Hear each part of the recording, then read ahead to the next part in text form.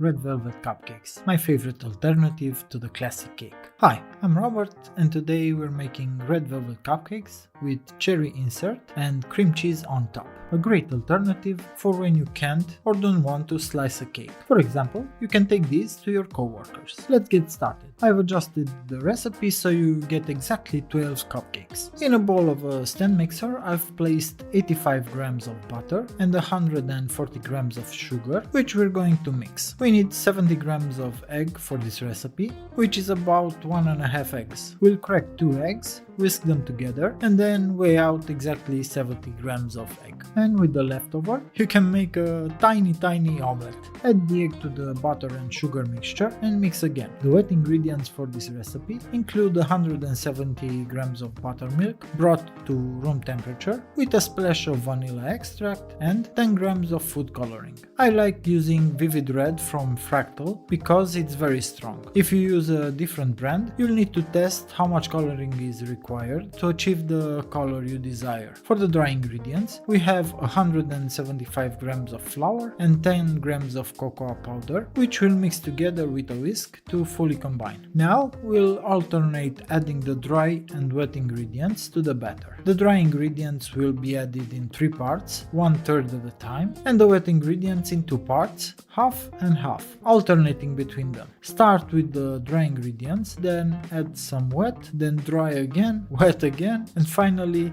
the last of the dry ingredients, mixing gently after each addition. At the end, add 3 grams of baking soda mixed with 3 grams of acid. I'm using lemon juice here, but vinegar works just as well. Once the baking soda has activated, simply pour it into the batter and mix until fully combined. Fill 12 cupcake liners with 55 grams of batter each, then bake at 175 Celsius, no fan, for about 20 minutes. I find the easiest way to portion the batter is by using an ice cream scoop, which makes the process much simpler. While the cupcakes are in the oven, we'll prepare the sour cherry filling. For this, place 300 grams of sour cherries, I use frozen ones, in a pan and add 150 grams of sugar and 6 grams of cornstarch and cook it down until it thickens significantly. Next, we'll make the frosting. We've made cream cheese frosting quite often, so I'll link a video to the top right of the screen if you want a more detailed guide. Today we'll go through it quickly. In the bowl of a stand mixer, I added 150 grams of butter, 100 grams of powdered sugar and some vanilla extract, and we'll mix it together to aerate it. Once the butter is well whipped and fluffy, add the cold cream cheese. I'm using Ellenvere cream cheese, but you can use other brands. Just avoid the onion or ham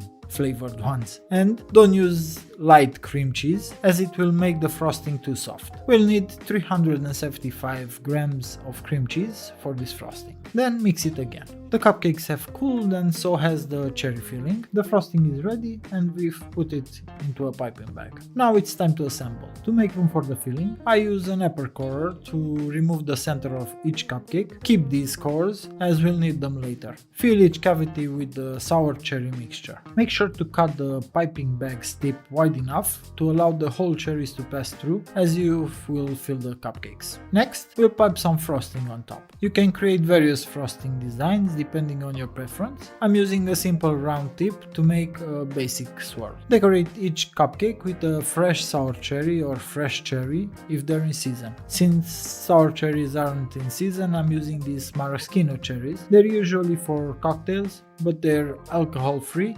and not only look great but also taste fantastic. As for the cores we removed earlier, I baked them a little bit, processed them into crumbs and lightly sprinkled over the cupcakes. I really love the red and white contrast. It's visually striking and I recommend you try it as well. We ended up with 12 beautiful red velvet cupcakes and here's how they look after decorating. For more recipes like this, don't forget to like, subscribe to my channel and check me out on Instagram for lots of useful tips.